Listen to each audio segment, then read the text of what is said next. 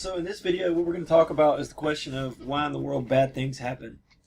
If God exists, then why does anything bad ever happen?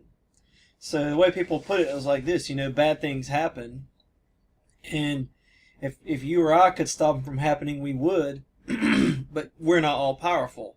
We might want to do it, we might be a good person, might want to stop something bad from happening, like, for example, hundreds of children die every day, or something like that. If you could stop that, you would, but you don't have the power to stop that. Well, God does have the power to stop that. So the way people put this argument is they say God can't possibly exist, because if God did exist, then he would stop all the bad things from happening. Or maybe God exists, but he's not really good. He doesn't really care. But then he wouldn't really be God either. So this is probably one of the biggest arguments against the existence of God. I thought in this video, maybe we could just do kind of a quick response to this. So the first response that most Christians will give is like, well, what about free will? What about free choice? Do you want a world full of robots who God forces people to do the right thing? And so I think oftentimes people are fairly familiar with that, and one way I like to put it, if you're out there and you're an atheist, is just to say, okay, if you were God, what would you do? Would you take away every person in the world's ability to do the right thing or the wrong thing? Would you take away all freedom to choose to be good or evil? Like, really think about that, like if you were God. You see, the rules are different for God, because if God decides something's the right thing to do, then that's the way it is. Versus if you decide it, it's not necessarily going to be the way it is, because you're not all powerful. But if God says, well, this is the way it's going to be, then that's absolutely the way it's going to be.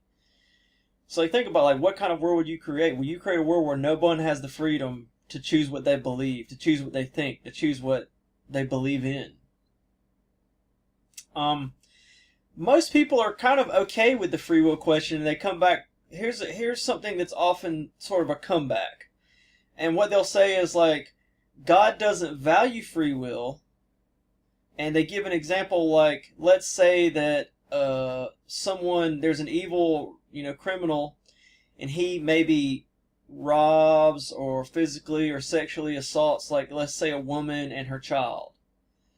And so what they say is, God values free will, but only for the murderer and the robber. What about the free will and the freedom of the woman and the child who, maybe they got sexually abused, or maybe they got, robbed, or maybe, they were tortured or something. They lost their freedom. So the idea was, what they're saying is, this God you believe in can't possibly exist, because God values the freedom of the murderer and the robber. And so this is still a malevolent God, and so they would say the argument still holds. Now this is kind of a shoddy response to this, but it's interesting because it allows us to kind of, it allows us to go a little bit deeper and think about this a little harder and kind of learn something. So one of the best responses I've heard this, one of the best ways I put it, is on actually a sci-fi episode, which is an atheist program, but they understood the flaw and the problem of evil argument. And it's a show I used to watch called Red Dwarf, and basically, won't go into too much detail about the show, but there's a prison, and it's in the science fiction future. So in this prison is has this computer system, and it has a field, an energy field in it called the justice field. And when you're in the justice field, you have instantaneous karma. And so in the justice field, if you do something bad, there's a bad guy in there, and he tries to kill the good guys, and so he shoots a gun, and the good guys aren't even worried, because the bullets literally turn around in the air and come back and shoot and go and kill the bad guy. And the more he shoots, the more the bullets go through him.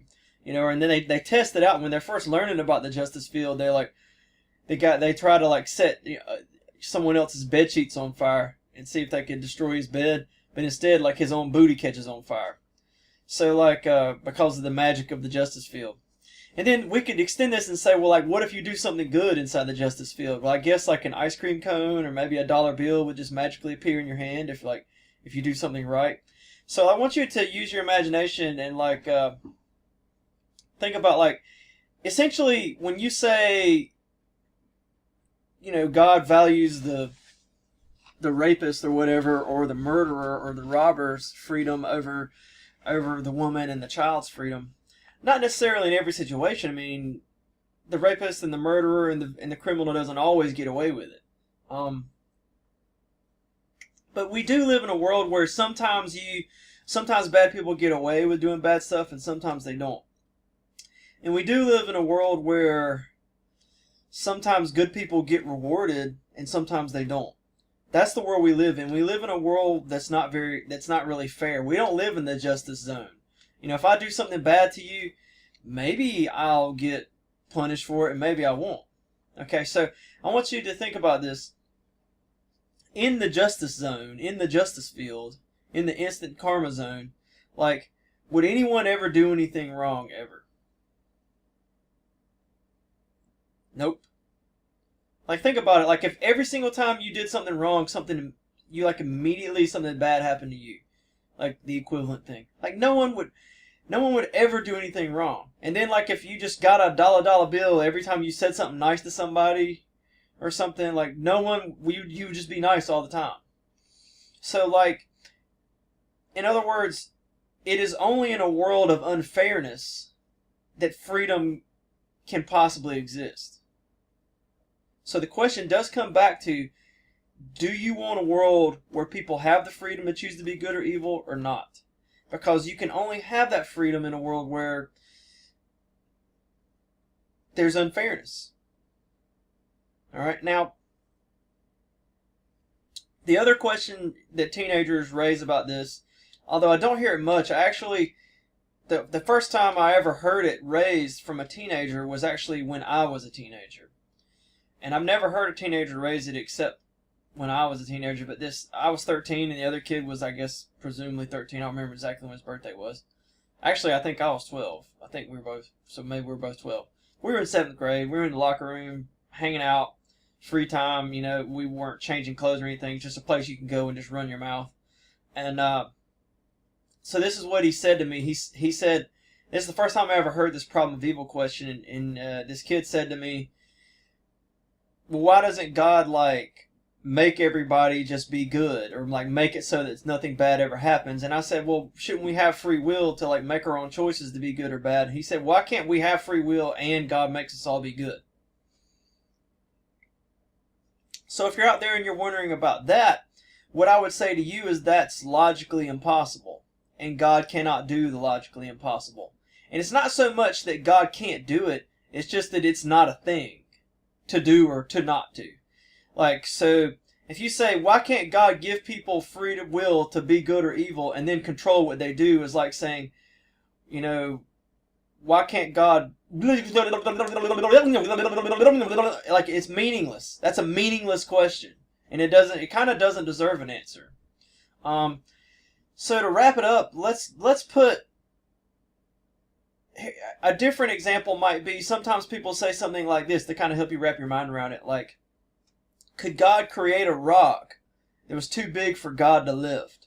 And so this is another sort of a very similar argument that people use to like say that God can't exist. So like if God's all powerful, then he could create a rock too big for him to lift. And since he can't create it, then like he's not all powerful. Or if he can create it, but then he can't lift it, then he's not all powerful. And so therefore they say an all-powerful being is logically impossible. Well, what I would say to that is God cannot create a rock too big for him to lift, because that's just a gibberish question. Because what you're really saying is, if God is all-powerful, then does he have the power of not having a power? And you dress it up with like fancy words to make it sound like you asked something else. But that's really what you asked. And so, no, God doesn't have the ability to give people freedom to choose what they want to do, but also control what they do, because that's not even a thing to do or not do. That's just nonsense words. That's meaningless. That's not even a concept. That's not even an idea to think about. So yeah, and if you're one of those weirdos who wants to say that, well, God can do the logically impossible, well, it's still not a problem. Because if God can do the logically impossible, then like God could create a rock too big for him to lift, and he could lift it. Yeah. Anyway, I hope this video made some sense. Thank you for your time. There's one more thing we need to talk about in this video that I forgot to mention. And it's a question of like, what about bad things that happen that are presumably like nobody's fault? Like, we understand like God has to allow freedom, so therefore, you know, some people are going to do bad things, and some of those bad things are going to be done to other people. But what about bad things that like just seem like they just happen? You know, and like it's like why did that happen? You know, like a hurricane, or for example, when the Spanish colonists first came to Tampa Bay and they went up through Georgia and onto the Mississippi River, they think that in the southeast United States about 90% of the natives died. And that wasn't anyone's fault, really. I mean, that was just an accident. Nobody knew. Germs weren't even discovered back then. We didn't understand anything. No one understood how that worked. But 90% of the natives died. I mean, that was horrible. And we say, like, well, why would God allow something like that to happen? You know, because that's not about human freedom, is it? Well, to some degree, it's still creating that unfair world that we talked about. Now, there's one easy answer that people give to this, and they just say karma. So, like, if you open the Bible, and there's this book called the Book of Job, and it's spelled J-O-B, like Job, but it's pronounced Job. And in the Book of Job, this bad stuff happens to this guy named Job. And like it's like tornadoes and like, you know, just random bad things happen, and like it all happens to him. And in the book, we the readers are told like why it happens, but Job never knows why it happens. And Job's friends come, and his friends they all say that this happened because you did something bad, Job. And they say it's karma, basically. You know, bad things happen to bad people and good things happen to good people. You know, and it's just catching up with you later down the line. But we know in the story that that's not why it happened. In fact, we're told in the story it happened because Job was such a good person. And so Job tells his friends, you're wrong, I haven't been a super bad person, just super bad things have happened to me. And Job is really upset with God there. He's like, why, God? Why, God? Why? Why did this happen to me, God? Why, God? Why?